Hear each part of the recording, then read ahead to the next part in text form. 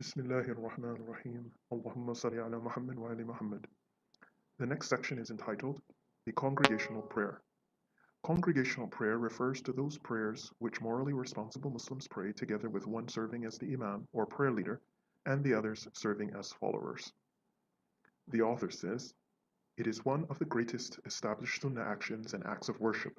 Not to mention, a proof of its greatness in Islamic law is that the scholars differ as to whether it is an obligation or a Sunnah action. According to the madhab, it is a Sunnah mu'akkada, which means a confirmed and established practice that shouldn't be avoided without valid excuse.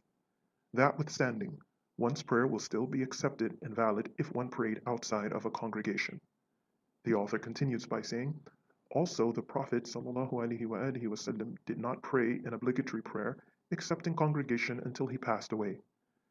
There are also numerous confirmed and sound narrations in which the Prophet ﷺ praised the one who prayed in congregation and censured the one who refrained from doing so without excuse. According to the text Al-Azhar, the validity of the congregational prayer depends on 11 conditions. The first of which is, quote, it is not valid except behind a prayer leader who is upright and outwardly secure. Prayer behind a prayer leader who commits major sins openly is invalid, even if such person does not know that he is a major sinner. The second condition that makes the congregational prayer invalid is if the prayer leader is a minor. This refers to a prepubescent child. Regardless of whether he has memorized the whole Quran or the like, a child is not permitted to lead the prayer according to the madhab. The third condition that invalidates the congregational prayer is if the prayer leader is a follower. That is to say, if an imam leaves the prayer and another steps up in his place to lead the prayer without being appointed by the imam, prayer behind such person would be considered invalid. The fourth condition that makes the congregational prayer invalid is if the prayer leader of men is a woman.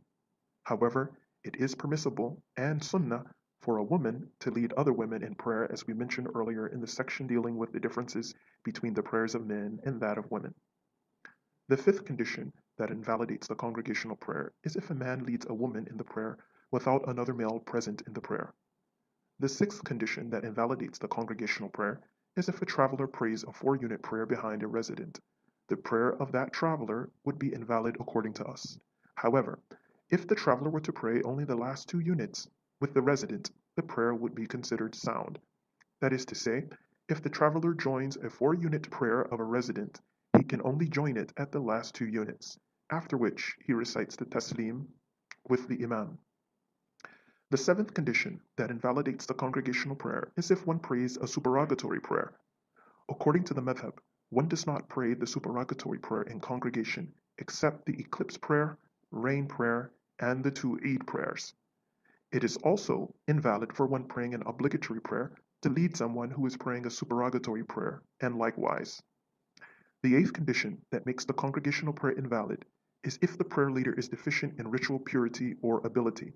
By deficiency in ritual purity, we mean that one who has performed tayammum cannot lead in prayer one who has performed the wudu or the ritual ablution. Similarly, one who has incontinence of urine cannot lead another person in prayer. If there is only one who has performed tayammum and one with incontinence of urine, neither leads the other in prayer. By deficiency in ability, we mean one who prays sitting cannot lead in prayer one who is standing. The ninth condition, which makes the congregational prayer invalid, is if the prayer leader and follower are praying different obligatory prayers. By that we mean, if the prayer leader is praying the dhuhr or noon prayer, and the follower prays the asr or late noon prayer, the prayer of the follower would be considered invalid. The 10th condition that invalidates the congregational prayer is praying a make-up prayer behind one who is not. For example, if one intends to make up an obligatory prayer behind a prayer leader who is praying a regular prayer, the prayer of the follower would be considered invalid. The 11th condition, which invalidates the congregational prayer, is if there is disagreement between the prayer leader and follower regarding the prayer times, the direction of the qibla, or ritual purity. An example of the first instance is if the imam and the follower differ over whether the time for the maghrib has come in or not. It would not be permissible for the follower who believes that the time has not yet entered to pray behind a leader who believes that it has. An example of the second case is if the imam and the follower differ over the direction of the qibla. An example of the third case is if there is confusion over whether the prayer leader came into contact with a ritual impurity. The one who doubts as to whether the imam is ritually pure or not does not pray behind the imam. The exception to the 11th condition is if the prayer leader and follower differ in madhab. In those issues where there is disagreement in ijtihad or scholarly effort, the follower is to follow the prayer leader's judgment. That does not mean that the follower dismisses his own madhab in favor of that of the leader.